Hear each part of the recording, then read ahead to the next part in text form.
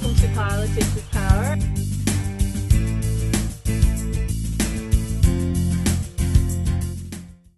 Thank you so much for joining us today with Politics is Power. And I'm your host, Rosa Garvin.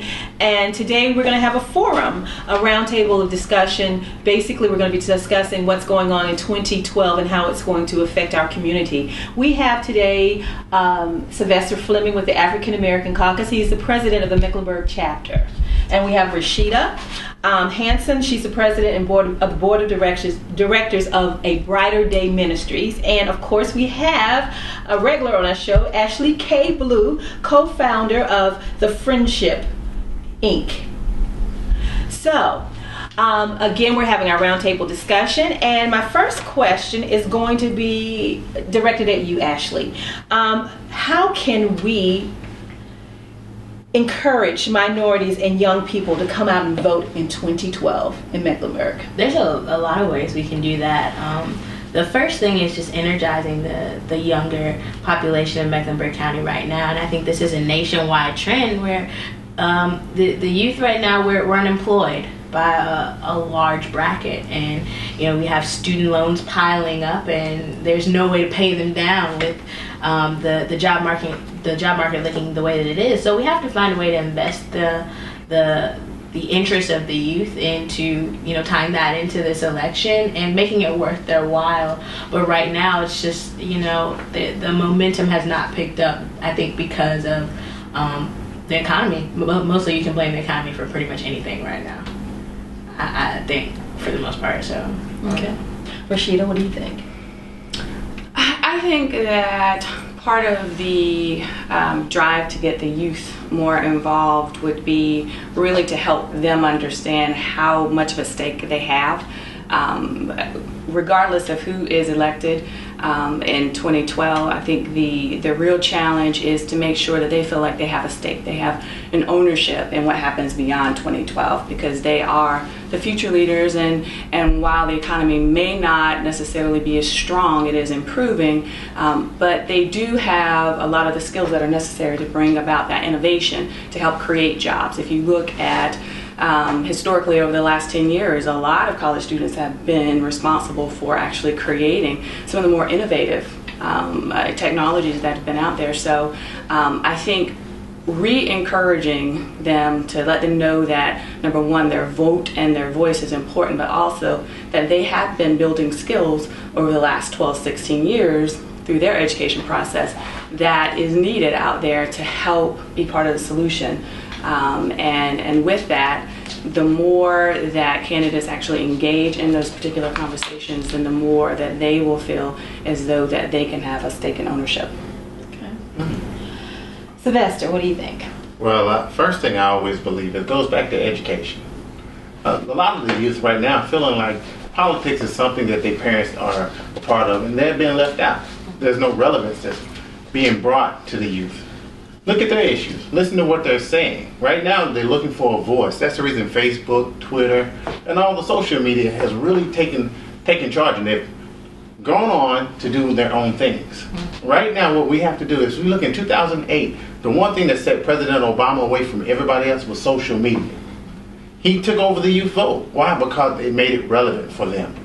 Right now, we have issues, and what we do, we try to solve the issues for them and tell them what they need to do, versus going to the situation where we say, what are the issues? What are the problems? And you can have not only a say, but have a part of the solution. Anything that we do with the youth, we have to make them a viable part of the solution. And right now, most of the time, in politics right now, the youth are the one in the back that's, well, you can go out and walk the street and hand out something, or you can go in the back and make a phone call, but they never feel that they're part of the actual solution. Saying, well, we see an issue. We go to school to problem solve. Here's a problem that we want to help solve. No longer look at me as the pawn on the board. Give me a back row, as a chess player will say. Give me a power piece that we can make a difference. And if we make a difference, we will start seeing more and more of us come to the forefront. Because anytime that they feel they have an answer and they push to the back, they feel that they're not needed in that area. And right now, we need to tell our youth that they are needed. They are the future. They are the next step of the evolution of our party. And once we let them know that no longer is it us versus them, we're in this thing together, and we're willing to listen and follow some of those steps that they want to take, you'll see them start to come forth, and you see more youth being a viable option to the process. And I want to piggyback off of what you said, Sylvester, because there are a lot of young people who are involved both in the Republican Party and the Democratic Party that are not being tapped for their ingenuity. And I think that's a big mistake on everyone's behalf. One of the reasons why 2008 was so successful in youth turnout was because students and young people alike were offered a unique opportunity to be involved in the political process where they weren't offered that before. And they staked a claim there, and people like myself, we were able to get our foot into the political game, and now we're still there. And I think it would behoove the parties to make sure that they're tapping those people for more than just those simple asks of, like we were saying, making the phone calls, going out in the street, recruiting more students. You know, we have to give them a chance to work on these policy efforts, and then maybe we'll be able to get a little bit more out of them. And one thing I like to say as well is we need to change the paradigm of how we think about politics. It's a life cycle politics. Right. Right now, you cannot ask a 21-year-old to do the same thing as a 65-year-old because they're in the process of trying to get jobs, trying to support their families, if starting the families. A 40-year-old now has children in school. So their time restraints are different. So what we need to be doing is starting to motivate, educate, and build up so that they have pieces and parts where they're not overwhelmed, not burnt out, but they feel that they're a vital part or a piece of that cog to get politics done. So once they raise their family, get their families through their process, not out of the way, but through their process, then they also have the experience from the past to be able to step right into position. What we have right now, we have a big disconnect. We have those individuals who have raised families and they've moved on. Now they're coming back to help their communities. And you have those individuals who have yet to start families. But when you look at the individuals who are right in the process where most of the policies affect, they don't have the time or they don't have a place where they can input and also raise a family or also go to work or also start a business or also be involved with their youth, that they can feel that they have a vital impact on what's going on right now. Right. Okay. All right, Marcia, you want to add anything to that? No, I think that covered it. All right. Now let me ask you guys a question. Sylvester, this is for you. How do we create excitement in our communities, especially across the board, not only with students, with seniors, because you have so many people when you ask them a question about voting. My vote doesn't count. I voted in the last election. I'm just not interested. I'm burnt out based on things that are being said in the media. How do we create that same excitement that we had a few years ago? Excitement, to me, and I'm using my own definition, this is not a Webster by any means, but excitement to me starts with actual change. Yeah. When people start to see things moving, they want to be a part of something. They want to see things moving. They hate sitting in rooms and having the same conversations and the same issues and the same things that their parents were talking about and realizing, well, I'm going to be here another 15, 20 years talking about the same issues. Right. It's just like a car. When you sit in a car, there's more excitement when the wheels are moving. And when you was a child, you sat back there and you turned the wheel and the car would go nowhere. The first time you were 15 and you got behind the wheel in driver's ed and that car went down the street, you were excited about it. Right. The same thing happens here in politics. The moment that we're moving and we actually pick something and make a difference, there's a change that happens. People get excited about that. Like in Amendment 1. People are excited about Amendment 1 because on May 8th, something's going to change. Right. And people are excited about that because right now, we're no longer just sitting in a room talking. We have action that's going on. Action builds excitement. In 2008, there was excitement because there was action. People were out walking the streets. People were on their phones talking with people. People were on social media, so they saw things that were happening, and they said, hey, we're finally moving. Change is coming. There is no longer this stagnant relationship of just talking. Right. And as soon as we start doing something, people get excited about that. I don't know about you, but when I'm out with the kids, and I'm at a baseball game, and nothing is happening, we sit there, yeah. As soon as somebody gets hits and run down the base, people are excited. Lord knows the Bobcats, if they win, we are excited about them winning. Lord. And so what happens, we're excited about movement. Youth are excited about movement. The individuals that are in the middle stage are excited about movement. Even our seasoned politicians are excited about movement because Everyone has sat there and everyone has heard the conversation. They want the action. And once we bring that action, you will see more people come to the fold because they don't feel that it's the same old thing, just a different day. Sheila, what do you think? Well, a couple of words come to mind when you say create excitement.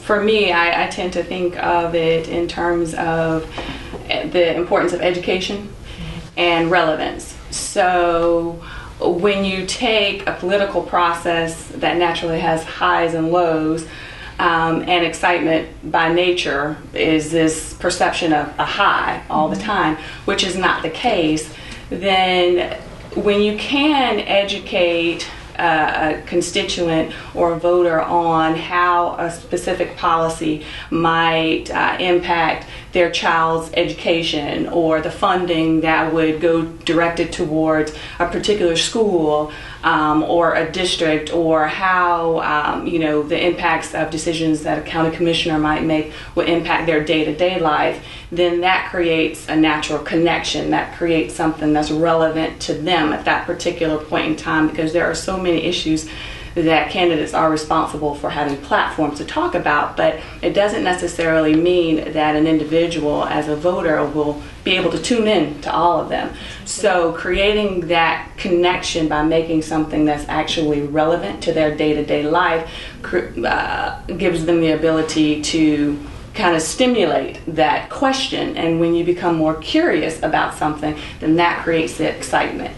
And studies have shown that when you take things that you're not necessarily familiar with, but you begin to educate and learn more and more about, then that creates an excitement for someone. So through education and through relevance, then that is going to create that need, that push, which is sometimes termed excitement in politics, to get that person to turn out to the polls, to vote on something that is relevant to them. So that's the way I see it. Ashley? I think both Sylvester and Rashida hit the nails on the head. I think excitement comes in a twofold process. It starts with the individual, and then from there you get a group. So you have to get that individual to feel invested in the process and find out what is it about what issue that's going to direct me. How's this hitting my pockets? How's this affecting my neighborhood? What is my mother going to have to change to make sure that the lights are still on? Things like that are what gets an individual to invest into it themselves, and then from there you get your group momentum, and that's how we push into the communities and actually start to see real change happening. But just going back to what Sylvester said, I can speak on behalf of the youth of the world and tell you we're tired of talking. We're over the conversations. I don't want to go to no more forums. I don't want to have no more meetings.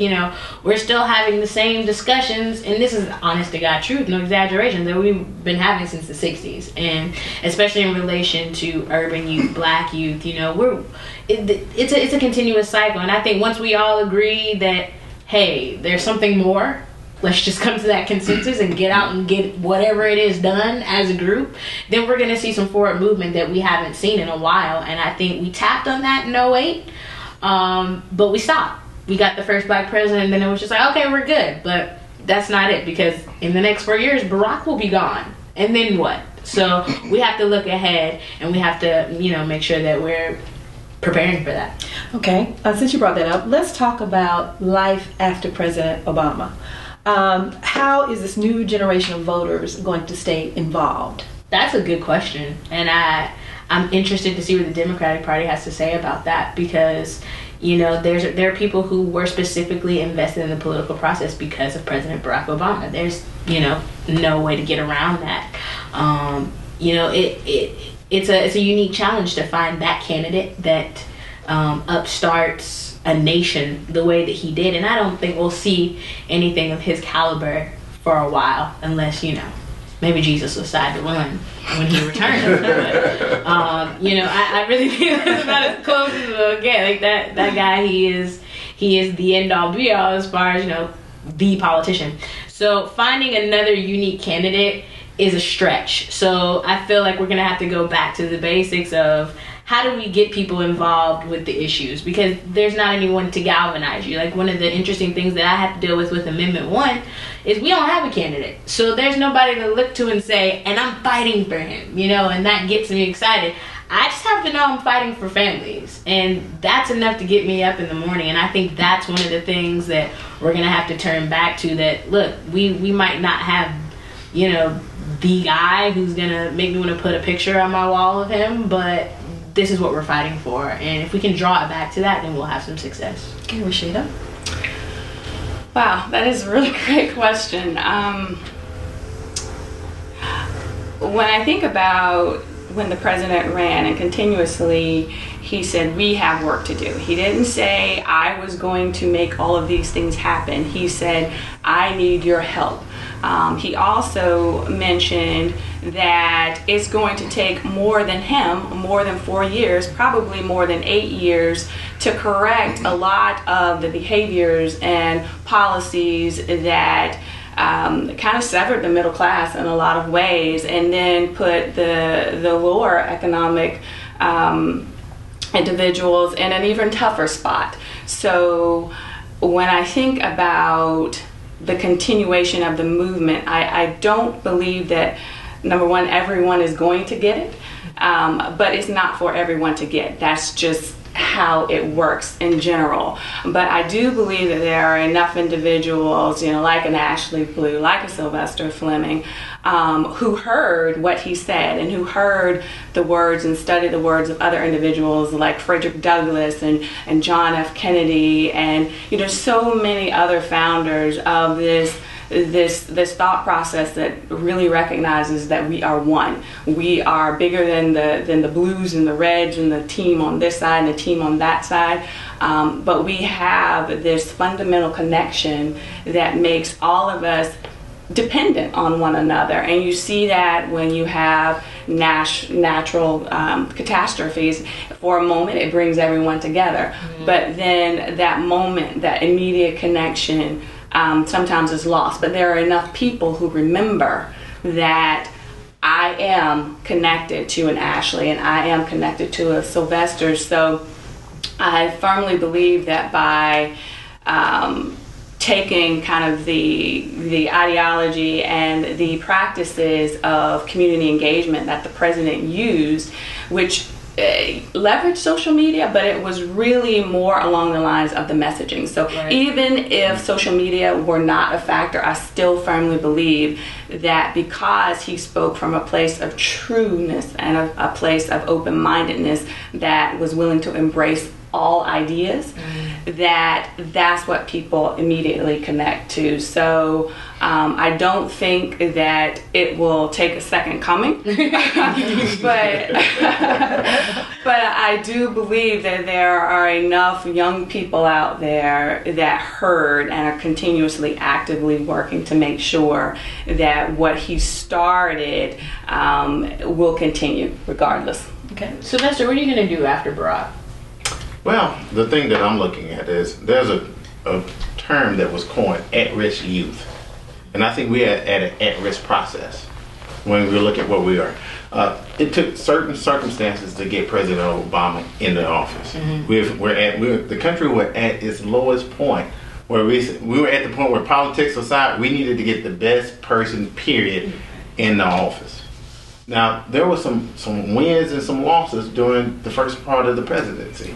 Not on his side, because he did what he needed to do, but on the local side, I think we were lulled to sleep saying, we got the right guy in office. But that right guy in office was like an umbrella, supposed to protect us so that we can do the work that was needed on the ground. And a lot of us got comfortable not working. A lot of us got comfortable knowing that we had the right person there, so it doesn't matter what I do or what I don't do. I think life after President Obama is now... President Obama is a seed. He was planted. He planted the right things in process for us to do. But any seed that doesn't get watered, that doesn't protect from the weeds, that don't go out there and mature and protect around that seed, will be lost. So I think life after President Obama begins us educating our youth, building up the next leaders. Not starting federal, but starting local. Because you cannot be a federal leader if you're not a local leader. And you can't be a local leader if you're not a leader in your home. So what we have to do is start reaching out to our youth and teaching them how to be the right type of men and women first, then the right type of community leaders, then the right type of political leaders, and then they can be the state leaders, then the national leaders. So life after President Obama is where we need to really get to work. The issues that he has right now in Washington, D.C. is but not that what he's doing. He doesn't have the right support from Congress. The reason he doesn't have the right support from Congress is because we didn't do what we needed to do locally to put the right people in place so that he can take that vision that we all voted for in 2008 and make it happen. So life after President Obama starts with us moving now and not waiting for the next 4 years and say, oh, what are we going to do now? In the next 4 years, we need to have a person in place to take that position. All right. So we don't have to say who are we going to elect after President Obama. Well, President Obama did his job. Let's give him a hand. And guess what we have? We have President such and such coming in to keep that legacy going. No man is greater than a vision. He put the vision out there, and we as a nation have to continue growing that vision, have to continue fighting for that vision, have to continue educating for that vision, have to continue sacrificing for that vision. The moment that we put ourselves above a vision is the moment that that vision dies. The moment that we give one person more than what the cause is the moment that cause go with that person when they leave office. I commend everything that President Obama has done, but I think if we let his vision die when he leaves office, he'll figure that his presidency was a failure. So we have to continue working, fighting, and making not only him proud, but everyone who sacrificed to get him to that point proud that seed has been planted. We caught the message. We caught the work ethic. We caught what we needed to do to change not only the next 4 years, but to change the way that stuff is done here in America forever. Because right now, if you look, since 1999 to recently, America was in a backslide. We had better jobs in 1999 than we did in 2006. Families were living a better lifestyle in 1999 than they were in 2006. We had less people dying at war in 1999 than we did in 2006. We were more confident in 1999 than we were in 2006. Now, he took office in 2008, and that was roughly over 10 years he had to try to build back. We have not even that even yet, but he's been coming back as much as possible. And he even said up front, it's going to take us more time. So right now, we have to put that time in. We have to give that commitment. And I think after President Obama, we have so much more work still to do. That's true. Well, how are we going to reach out to our local government and local folks to get them engaged? That's the key, I think, obviously, because so many people have fallen asleep. So how are we going to reach out to them and get them engaged? That's our leaders or our people? Our people. That's a good question. I mean, you have to go to them, you have to talk to them, and it's really a matter of finding out what matters most. I mean, important issues change over time, you know, where it might be jobs now, but it might be something else later.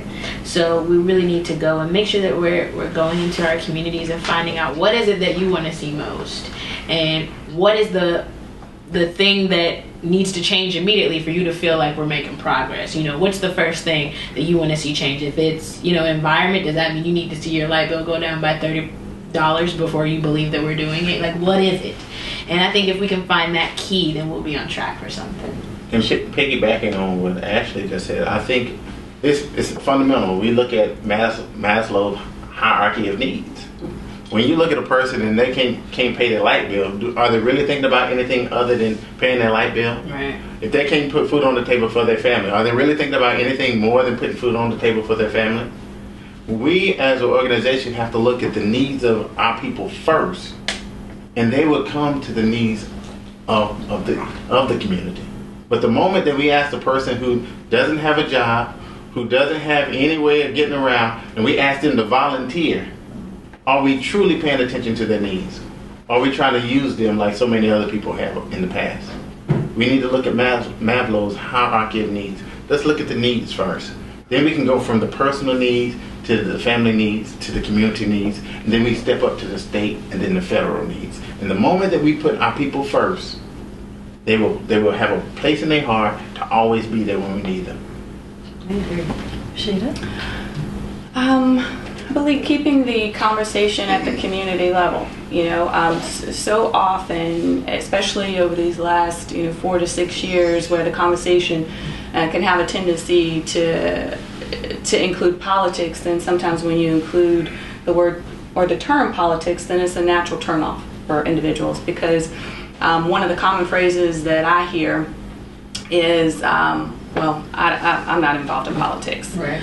And so the education process around how can you say you're not involved in politics when you're driving? Or, there are unemployment laws, and those are directly tied to, politics. The connection, being able to really educate individuals on, you might not be a politician, but every aspect of your life is somehow influenced or impacted by policies that are put in place. And so part of the conversation is really to help bring about that education, that awareness, and then going back just to making it relevant to the individual, where they are. Like Ashley said, you meet people where they are. Strip away exactly what your personal agenda or your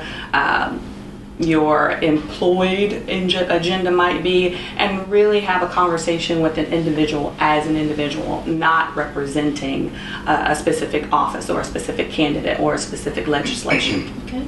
Well, our time is almost up. Enjoyed it. Rashida, thank you for coming. Ashley, thank you for coming. And Sylvester, thank you.